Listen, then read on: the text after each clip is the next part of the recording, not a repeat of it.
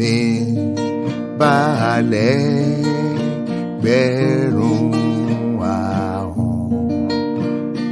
Yìn Olùgbàlà Ògo Ọlorun Ọba mi, ṣẹ́gun oore rẹ̀. For 1,000 tongues to sing my great Redeemer praise, the glory of my God and King, the triumph of His grace. Jesu tó ṣẹ́rù wá dayọ̀, tún banujẹ tán.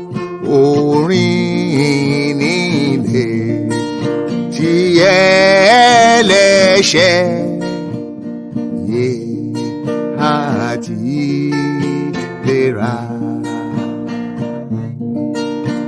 Jesus, that name that charms our fears, beats our sorrow cease. She's music in the sinners here. She's life and health and peace.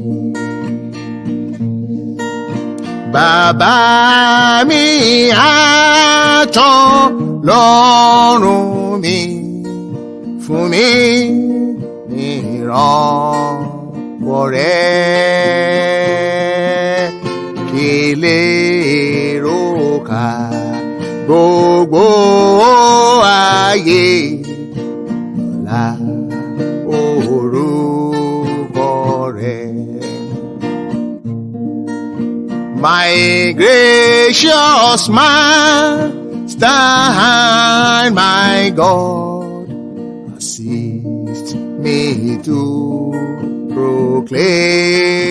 proclaim, to spread through all the earth abroad, all of your name.